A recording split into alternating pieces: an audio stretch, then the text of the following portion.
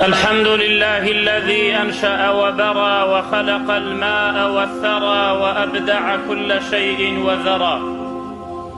لا يغيب عن بصره صغير النمل في الليل إذا سرى، ولا يعزب عن علمه مثقال ذرة في الأرض ولا في السماء. الرحمن على العرش استوى، له ما في السماوات وما في الأرض وما بينهما وما تحت الثرى. وإن تجهر بالقول فإنه يعلم السر وأخفى. الله لا إله إلا هو، له الأسماء الحسنى. خلق آدم فابتلاه ثم اجتباه فتاب عليه وهدى، وبعث نوحا فصنع الفلك بأمر الله وجرى، ونجى الخليل من النار فصار حرها بردا وسلاما عليه، فاعتبروا بما جرى. وآتى موسى 9 آيات فما ادكر فرعون وما ارعوى، وأيد عيسى بآيات تبهر الورى، وأنزل الكتاب على محمد فيه البينات والهدى. أحمده على نعمه التي لا تزال تترى، وأصلي وأسلم على المبعوث في أم القرى، صلى الله عليه وعلى صاحبه أبي بكر في الغار بلا مرى، وعلى عمر الملهم برأيه فهو بنور الله يرى، وعلى عثمان زوج ابنتيه ما كان حديثا يفترى،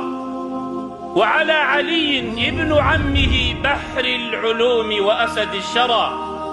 وعلى جميع الآل والصحابة الذين انتشروا فضلهم في الورى، وسلم تسليما كثيرا. أعوذ بالله من الشيطان الرجيم. بسم الله الرحمن الرحيم. الحمد لله الذي أنزل على عبده الكتاب ولم يجعل له عوجا قيما لينذر بأسا شديدا من لدنه ويبشر المؤمنين الذين يعملون الصالحات أن لهم أجرا حسنا ماكثين فيه أبدا وينذر الذين قالوا اتخذ الله ولدا ما لهم به من علم ولا لآبائهم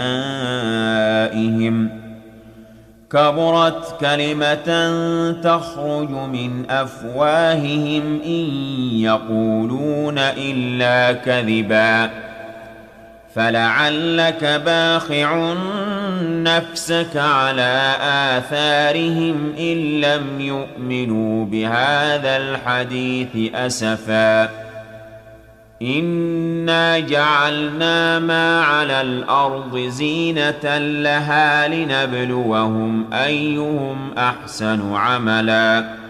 وإنا لجاعلون ما عليها صعيدا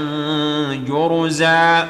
أم حسبت أن أصحاب الكهف والرقيم كانوا من آياتنا عجبا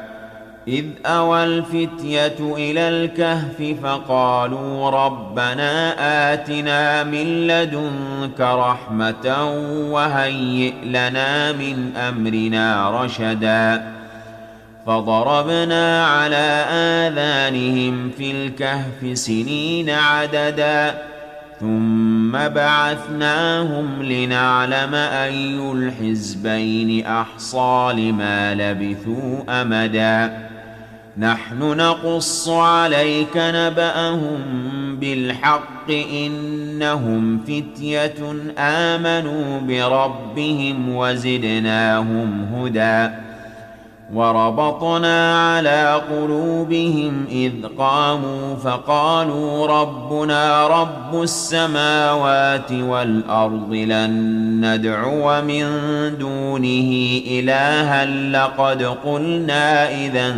شططا